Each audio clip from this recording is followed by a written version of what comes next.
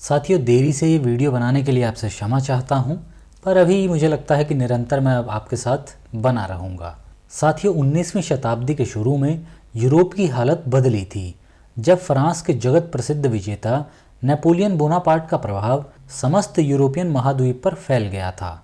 महाद्वीप की प्राय समस्त राजशक्तियाँ नेपोलियन के इशारे पर चलने लगी थी। केवल इंग्लिस्तान ही ऐसा था जिसे अपने भारतीय साम्राज्य के निकल जाने का डर था, और वो नेपोलियन के विरुद्ध डटा रहा। नेपोलियन को गिराने के लिए यूरोप की विविध राजशक्तियों के साथ साजिशें करने में और यूरोप के शासकों को बड़ी बड़ी रिश्वतें देने में इंग्लैंड ने पानी की तरह धन बहाया। इंग्लिस्तान के पास उस समय इतना अधिक धन नहीं था।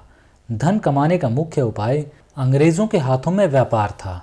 नेपोलियन ने समस्त यूरोपीय महाद्वीपों में इंग्लिस्तान से माल का आना जाना बंद कर दिया, जिससे इंग्लिस्तान को बहुत हानि पहुंची। नेपोलियन का मुकाबला करने के लिए इस हानि को पूरा करना आवश्यक था, और हानि को पूरा करने के लिए भारत के सिवा अंग्रेज़ों को दूसरा देश उस समय नज़र नहीं आ सकता था। साथियों, ईस्ट इंडिया कंपनी इंग्लिस्तान के पार्लियामेंट के कानून द्वारा कायम हुई थी। कंपनी के अधिकारों को रखने के लिए पार्लियामेंट को हर 20 वर्ष के बाद नया कानून पास करना पड़ता था, जिसे चार्टर एक्ट कहते थे। सन 1813 के चार्टर एक्ट के समय से इंग्लिस्तान का बना हुआ माल भारतवासियों के सिर मढ़ने और भारत के प्राचीन उद्योग धंधों का नाश करने के विधिवत प्रयत्न शुरू हुए। यहाँ तक कि सन 1813 के इस चार्टर एक्ट को ही बाद के भारत की भयंकर दरिद्रता और असहायता का मूल कारण कहा जा सकता है। लेकिन आज के समय किताबों में इस कानून को अच्छा ही बताया जाता है, जिसे हम सभी को समझने की ज़रूरत है। किंतु इस नए कानून और उसके नतीजों को पूरी तरह समझने से पहले यह आवश्यक है कि हम भारत के अंदर ईस्ट इंडिया कंपनी के उस समय तक के व्यापार के वास्तविक रूप को जान लें। कंपनी अपने व्यापार में जिस तरह के अन्याय और अत्याचार करती थी, उसकी 2-4 प्रामाणिक मिसालें मैं आपको यहाँ दे रहा हूँ।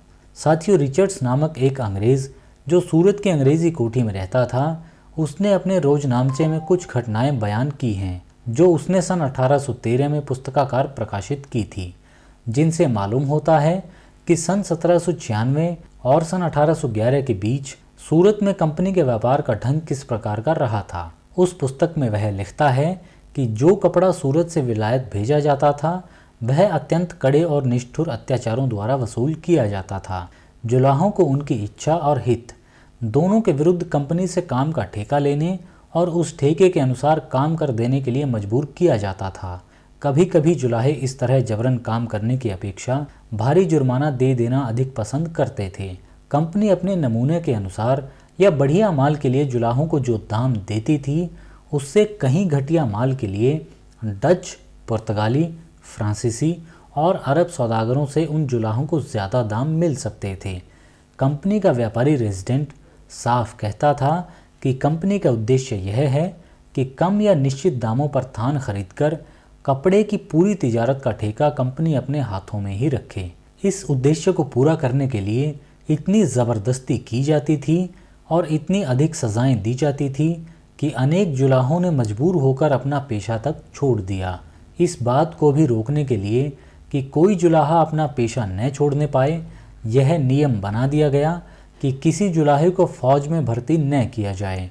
एक बार यह भी हुक्म दे दिया गया कि कोई जुलाहा बिना अंग्रेज़ अफसर की इजाज़त के शहर के दरवाज़ों से बाहर न निकल सके। जब तक जुलाहे सूरत के नवाब की प्रजा थे, उन्हें दंड देने और उन पर दबाव डालने के लिए नवाब को बार बार अर्जियाँ दी जाती थी। लेकिन अब नवाब अंग्रेज़ सरकार के हाथों में केवल एक कठपुतली था।